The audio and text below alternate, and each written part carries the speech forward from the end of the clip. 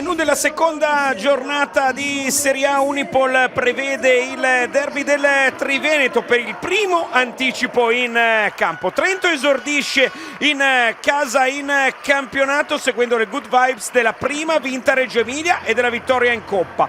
Venezia al contrario deve rialzare la testa dopo il brutto inizio con Treviso e l'ultimo KO di Eurocup a Lubiana. Tiene il palleggio aperto, accetta il cambio Kabengele, di nuovo la penetrazione sulla linea di fondo di Miles Cale.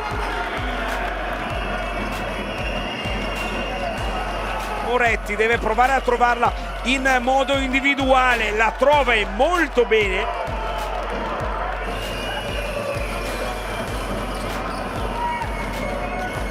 Sims lavora molto bene sul piede perno, 8 per lui.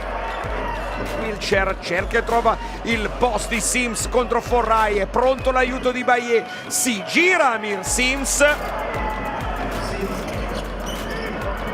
Lemb che prende, spara e segna dall'arco.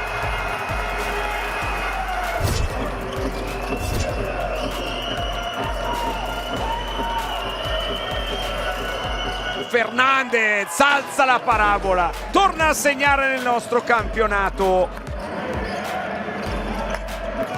Consegna il pallone nelle mani di Wilcher, poi di nuovo Kabengele, gran lavoro di Kabengele che va a schiacciare.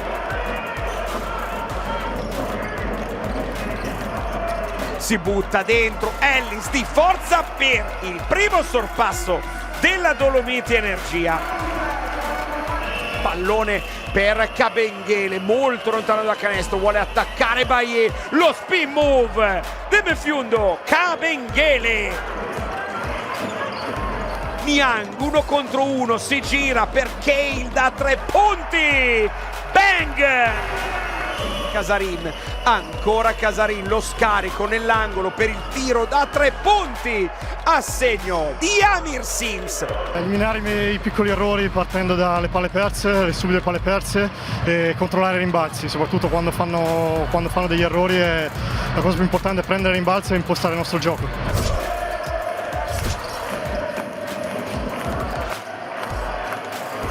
Cale da 3 punti. Palla nell'angolo per Niang da 3 punti, 47-44.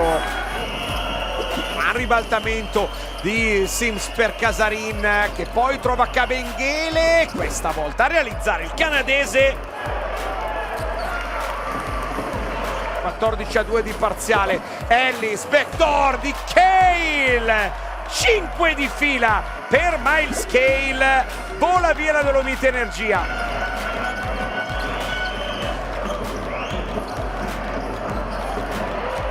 Ellis, punto esclamativo, dai e vai dei più classici. Fernandez per Widol, 5 secondi, si deve anche inventare attaccante, lo fa nel migliore dei modi. Di nuovo Ellis, backdoor di Jordan Ford che trema un attimo, poi quel pallone entra.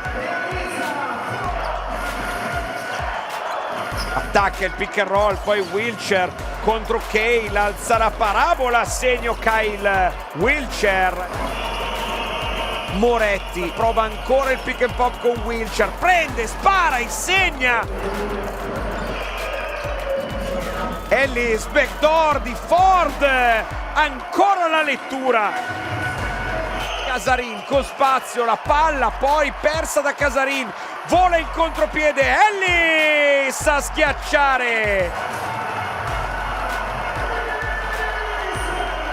Ford, l'ultimo tiro è valido da parte di Ellis, trova il massimo vantaggio, 82-70, proprio sulla sirena finale. Conta anche la differenza canestri da due squadre che potrebbero arrivare vicino in classifica. Alla fine siamo riusciti a giocare con ritmo e alla fine abbiamo vinto contro una squadra che era senza giocatori, però è stata una partita molto tosta e adesso siamo felici che abbiamo vinto questa partita.